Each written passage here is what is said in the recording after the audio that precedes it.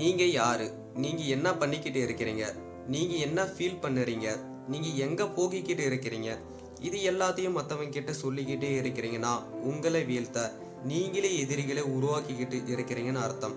இந்த வேகமாக ஓடிக்கிட்டு இருக்கிற உலகத்துல நான் யாருக்கும் சலிச்சவை இல்லை, நான் பெரிய ஆளு தான் ப்ரூவ் பண்ணுறதுக்காகவே நம்ம வாழ்க்கையில நடக்கிற எல்லா நிகழ்வையும் சமூக வலைத்தளங்களை பதிவிடுறோம். உண்மையிலே இதுதான் உங்களுக்கு சந்தோஷத்தை கொடுக்குதா? கண்டிப்பா இல்ல. உண்மையான சந்தோஷம் யார் என்ன நினைச்சா என்ன, எனக்கு தோணுற விஷயத்த என்னால சுதந்திரமாக பண்ண முடியும். மற்றவங்களுடைய கருத்து எனக்கு தேவையே இல்லை.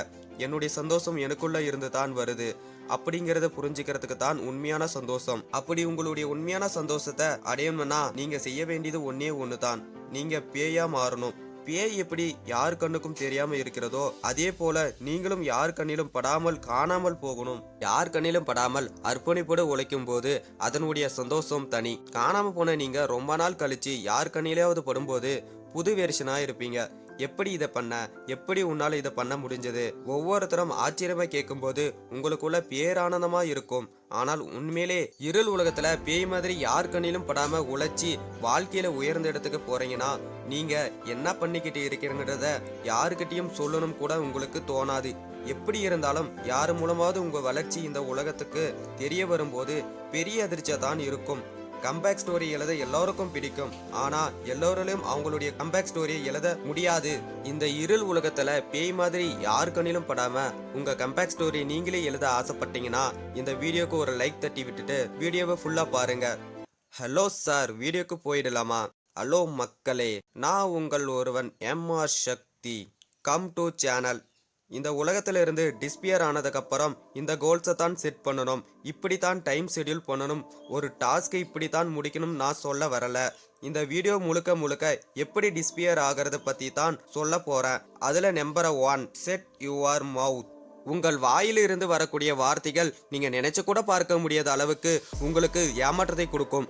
அதனால உங்க வார்த்தைகளை கவனமாக இருக்கணும். உங்க வாழ்க்கையில நடக்கிற ஒரு விஷயத்தை கூட யாருக்கிட்டையும் வாயை திறந்து சொல்லாதீங்க. அது உங்களுடைய குடும்பமாக இருக்கலாம், நண்பர்களாக இருக்கலாம், ஆபீஸ்ல வேலை பார்க்கிறவரை கூட இருக்கலாம். யாருக்கிட்டையும் நீங்க என்ன பண்ண போறீங்கன்றத சொல்லாதீங்க.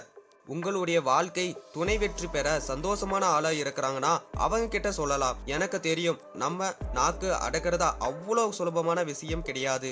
இயற்கையாகவே நமக்கு தெரிஞ்ச விஷயங்களை அடுத்தவன் கிட்ட சொல்லுறத தான் வழக்கமாக வச்சு இருப்போம். அதனால ஆரம்ப கட்டத்துல உங்களுக்கு இது ரொம்பவே கஷ்டமா இருக்கும். உங்க வார்த்தைகளை அடக்க நீங்க கத்துக்கிட்டே தான் ஆகணும். வாயிலிருந்து வரதுக்கு முன்னாடி முதல்ல என்ன பேச போறீங்கன்றதுல சிந்திச்சு பேசணும். வளவலன்னு பேசாம நிதானமா பேச பழகுங்க. நிதானமா பேசும்போது நீங்க என்ன பேச போறீங்கன்றதுல உங்களுக்கு ஒரு தெளிவு இருக்கும். முடிஞ்ச அளவுக்கு யாரையும் சந்திக்காம இருக்கிறதே நல்லது. உங்களை பத்தின தகவல் மர்மமா இருக்கிறது தான் சுவாரஸ்யமாக இருக்கும். சோ இந்த வீடியோ அவ்வளவுதான். இதனுடைய கண்டினியூ அடுத்த வீடியோல போடுறேன். நான் உங்களை அடுத்த வீடியோல சந்திக்கிறேன். சோ இந்த வீடியோ பார்த்தது மட்டும் இல்லாம உங்களுடைய நண்பர்களுக்கும் ஷேர் பண்ணுங்க, லைக் பண்ணுங்க. ஓகே, பாய் பாய்.